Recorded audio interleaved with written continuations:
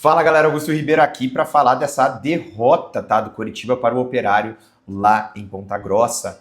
Vamos falar sobre o que aconteceu no jogo, opinião, o que a gente precisa melhorar de um jogo que foi realmente ruim, péssimo, um dos piores do Coritiba nessa Série B. Desculpe o cenário aqui mais uma vez, eu tô no meio do meu trabalho aqui, tô no camarim do Ceará, mas tá feio ali atrás, desculpa. Mas eu consegui assistir o jogo e foi decepcionante, essa é a verdade. Eu imagino a decepção de todo torcedor do Coritiba nesse momento, principalmente a galera que foi para Ponta Grossa. E vamos analisar, o Coritiba já que tomou um gol no começo do jogo. Foi 1 ou 2 minutos, se eu não me engano.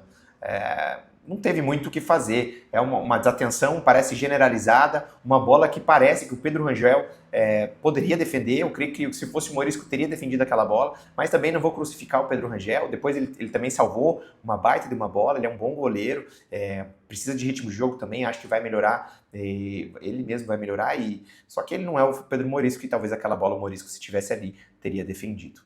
E o Coritiba, difícil você quantificar, vou falar até da escalação no começo, tá? Aí eu sei que vai ter muita gente que vai culpar o Mozart, eu não vou culpar pela escalação, eu vou falar de outras coisas que eu acho que o Mozart é culpado e precisa melhorar, obviamente. Mas a escalação, quando surgiu, para mim era o que o Coritiba tinha de melhor. A única coisa que eu faria de diferente ali, eu colocaria o Vini no lugar do Castilho, tá? O Vini Paulista de ponta, porque quando jogou ali foi melhor, ou até o Careca, ou alguma outra pessoa ali. Rodrigo Rodrigues não tinha condição de ser titular, tá? Porque normalmente se o cara não tem condição de jogar os 90 minutos, não se coloca como titular, até porque a intensidade do jogo no começo do jogo é maior, então já se previa que ele entraria no segundo tempo. Então saiu o De La Torre, para mim, teria que ser o Coutinho, não tem muito o que fazer. E aí a gente vai para as questões que, inclusive, que eu acho que tem a questão do treinador e que a responsabilidade é dele, porque ele mesmo tem falado. A gente tem alguns jogadores ali que não estão rendendo absolutamente nada. E, infelizmente, eu fui um dos caras que defendeu a contratação do Yuri Castilho. Ele vinha bem de uma temporada muito boa ano passado. Esse ano vinha uma temporada boa com o Mirassol, estava fazendo bons jogos na Série A e veio pro Coxa. Parece que desaprendeu a jogar. Não consigo entender.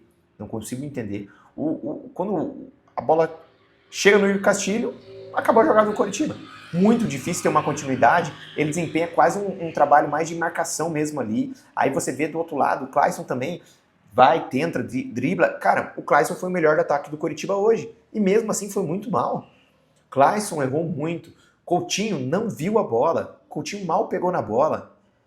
Depena, que era a esperança assim, tá, teve um momento que fez graça ali. Tá, não foi horroroso o Depena, não tô dizendo que o Depena foi horroroso. Ainda foi um cara que conseguiu acertar um outro passe para quebrar a linha, mas assim, pouquíssimo. Pouquíssimo. Assim, tem alguns momentos que parecia que ele tava querendo impressionar, mas a gente precisa do seu objetivo. Então, assim, até o Depena não foi do jeito que eu queria. Eu acho que, claro, no ataque, o Depena e o Clayson foram os melhores, mas mesmo assim muito abaixo, tá? Todo mundo ali muito abaixo. E eu queria falar, inclusive, sobre o Felipe Machado.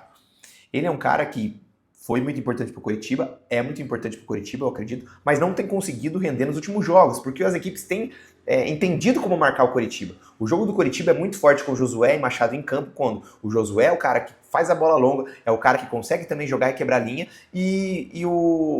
os dois fazem praticamente a mesma função, um mais recuado e o outro mais na frente. O Josué para quebrar a linha na frente e o Felipe Machado para quebrar a linha atrás. Você encosta um cara no Felipe Machado, você encosta um cara no Josué, você mata o Coritiba. E tem sido assim, tá? E hoje não foi diferente. O Felipe Machado não conseguiu jogar e logo foi substituído. João também, que a torcida pede muito, e aí que eu quero até que vocês entendam que a gente pede, eu também peço, mas a gente tem que ter calma com o menino, inclusive agora na hora da crítica, porque ele não foi bem no primeiro tempo e a gente viu isso. Então ele é um cara que vai ser inconstante, infelizmente, porque ele é novo. Então, nem sempre, então a gente entende também que às vezes o Mozart não vai colocar ele de titular. No geral, assim, se você for destacar alguém nessa partida, talvez você vai destacar o Sebas, porque ele estava em todo lugar no campo, correndo pra caramba, se matando, mas o Coritiba tinha uma postura que não pressionava a bola, o Coritiba tinha uma postura que muitas vezes parecia que estava ganhando o jogo. Isso eu não consigo entender, eu não sei se é... E aí a gente coloca, que é a parte que eu ia falar em relação ao Mozart, o Coritiba não teve uma postura boa hoje, uma postura muito diferente do que teve contra o Remo, tá? E o Operário não é melhor que o Remo, não tem um time mais qualificado que o Remo tem melhores jogadores. O Coritiba jogou muito melhor o último jogo, eu elogiei o desempenho mesmo com o empate, Mas nesse jogo agora, parece que era outro time. E sim, era outro time, porque não tinha Josué, não tinha Ronier e não tinha Pedro Morisco. Mas precisa saber jogar sem esses jogadores. O Coritiba teve isso, mas o Coritiba o jogo todo não encontrou o seu futebol, não conseguiu pressionar o Operário, não levou grande perigo ao Operário. Essa é a verdade, o Coritiba não levou perigo para o Operário. E aí, ao mesmo tempo que eu defendo muito o trabalho do Mozart, e eu não acho que tem que trocar, e eu sei que agora, nesse momento, parece um monte de gente, não, eu disse, parece que a galera que torce contra o Coritiba, eu disse que ele é isso, que ele é aquilo. Não, precisa melhorar, e precisa muito, a gente tem falado sobre o ataque, tem falado das peças, mas aí entra a grande questão. Ele fala que os caras vão render, e que ele é obrigado a fazer os caras render, então a gente tem que cobrar você, Mozart, porque não estão jogando nada. No ataque não tem fora o Ronier que tá jogando alguma coisa. E graças a Deus o Ronier voltou a jogar porque não tava jogando nada também. E voltou, os últimos jogos tem feito bons jogos, mas assim, a gente não pode depender só do Ronier, porque daqui a pouco vira um negócio manjado também. Daí você faz marcação individual os três e os outros ali, ó, quem sobrar marca, porque os caras estão jogando mal. E tão mesmo, e tem vários ali. Preocupa do Coritiba não conseguir atacar. Não, aí vão dizer, mas os de baixo estão encostando. Não, encostou os do G4, mas a diferença talvez fique quase a mesma ali para sair. O Coritiba ainda está muito longe de sair, tá? Com 7 pontos, pode fazer, pode diminuir? Pode, mas assim, ainda tem ponto, tem muitos jogos, tá tranquila a situação em relação à pontuação. O Coritiba tá até dentro do previsto, do planejamento do próprio Coritiba. Mas o que assusta é o desempenho do ataque, porque a gente não sabe quantos jogos vai conseguir ganhar de 1-0. A gente não sabe quantos jogos o Ronier vai conseguir salvar. A gente não sabe quantos jogos o Josué vai conseguir salvar. Então, ao mesmo tempo que a gente não tem terra arrasada, a gente tem que ligar o alerta, porque o ataque do Coritiba precisa funcionar. E não está funcionando. O Coritiba não consegue atacar, principalmente sem essas peças. E se a gente perde o Josué, ou se a gente perde o Ronier, o Coritiba tem que ter alguma saída. Contratou para isso e não está tendo efeito.